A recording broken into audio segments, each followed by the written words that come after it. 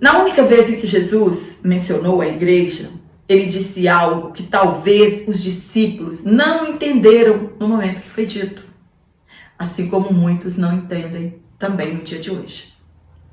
Jesus ele disse a Pedro que ele era uma pedra pequena e seria sobre ele, Jesus, a rocha que a igreja seria edificada.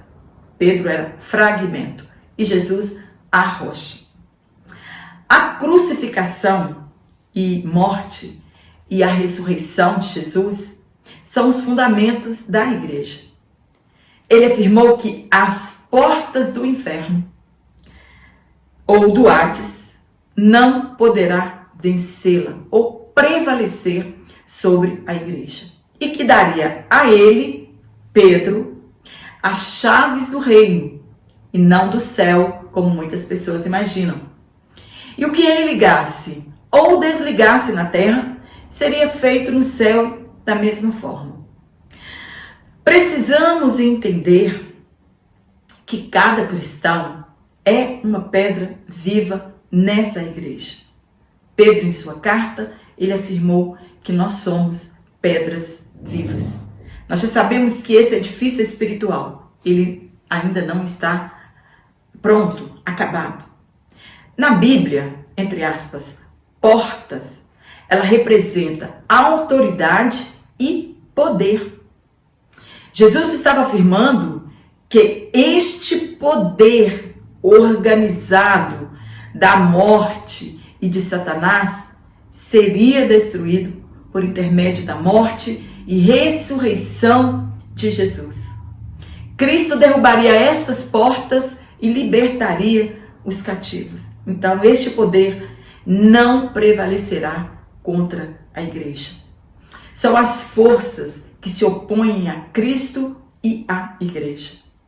A chave que Jesus entregou para Pedro é um emblema de autoridade.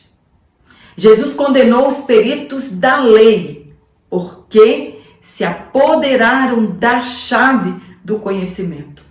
Ninguém na terra tem as chaves do céu. As chaves, elas são usadas para abrir portas. E Pedro teve o privilégio de abrir a porta da fé aos judeus no Pentecostes. Depois ele abriu a porta aos samaritanos para receberem o batismo no Espírito Santo. Depois ele abriu a porta aos gentios, Cornélio e toda a sua casa.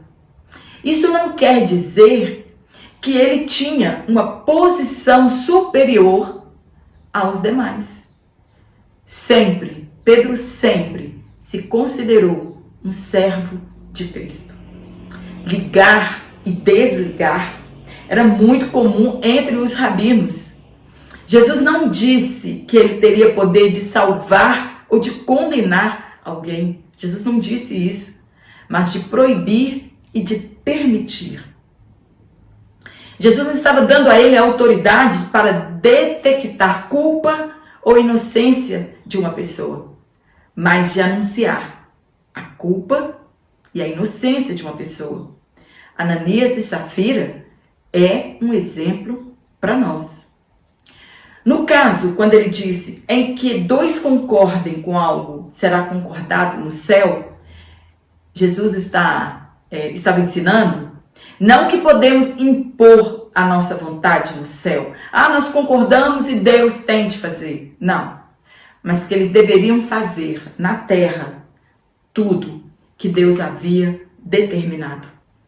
E não foi somente Pedro. Os outros apóstolos também receberam este mesmo poder de abrir portas. No Apocalipse, na carta à igreja da Ásia, Jesus afirma que colocou uma porta aberta diante deles e que ninguém poderia fechar.